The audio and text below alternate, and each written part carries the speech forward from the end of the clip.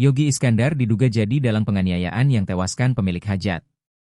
Yogi Iskandar, 38, diduga menjadi aktor utama dalam kasus kematian Dadang, 58, saat pesta pernikahan di Kampung Cikumpai PTPN, Desa Kertamukti, Kecamatan Campaka, Kabupaten Purwakarta.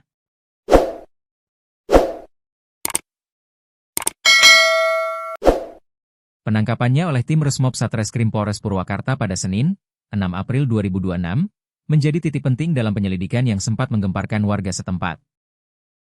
Yogi diamankan di Jalan Alternatif Sagalaherang, Kampung Sagalaherang Kaler, Kecamatan Sagalaherang, Kabupaten Subang, setelah polisi mengantongi identitasnya dari keterangan saksi dan hasil penyelidikan. Usai penangkapan, Yogi dibawa ke RSUD Bayu Asih Purwakarta untuk penanganan medis karena mengalami luka di kaki kiri. Pelaku tampak mengenakan pakaian serba hitam dan tetap berada di bawah pengawalan ketat petugas saat menjalani pemeriksaan. Pihak kepolisian kini masih mendalami peran Yogi serta kemungkinan keterlibatan pihak lain dalam aksi penganiayaan yang menewaskan Dadang. Minta jatah hajatan. Suasana penuh kebahagiaan di pesta pernikahan anak Dadang, 58, di Kampung Cikumpai PTPN, Desa Kertamukti, Kecamatan Campaka, Kabupaten Purwakarta, Jawa Barat, Sabtu, 4 April 2026, mendadak berubah menjadi tragedi memilukan. Kericuhan terjadi saat sekelompok pria datang dan meminta sejumlah uang kepada tuan rumah.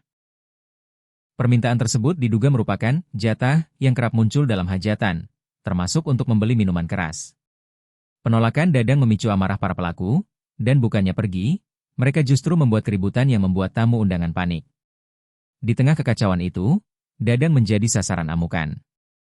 Ia dianiaya menggunakan benda keras, hingga tak sadarkan diri di lokasi kejadian. Rekaman video yang beredar memperlihatkan warga berlarian, sementara korban tergeletak tak berdaya di tengah kerumunan. Istri korban, Juju, bahkan pingsan karena tidak kuasa menahan duka. Kasih Humas Polres Purwakarta, AKP Enjang Sukandi, membenarkan insiden tersebut. Diduga ada sekelompok orang membuat keributan di acara hajatan yang kemudian berujung pada pemukulan hingga korban tidak sadarkan diri, ujarnya saat ditemui tribunjabar.id, Sabtu malam.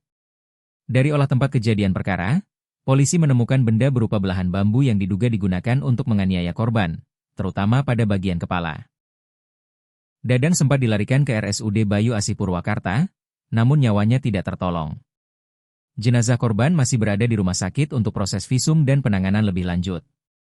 Enjang menambahkan, polisi telah mengamankan sejumlah terduga pelaku, yang kini menjalani pemeriksaan intensif Satreskrim Polres Purwakarta untuk mengungkap kronologi dan motif kejadian. Pelaku sudah diamankan, dan kami masih melakukan pendalaman, katanya.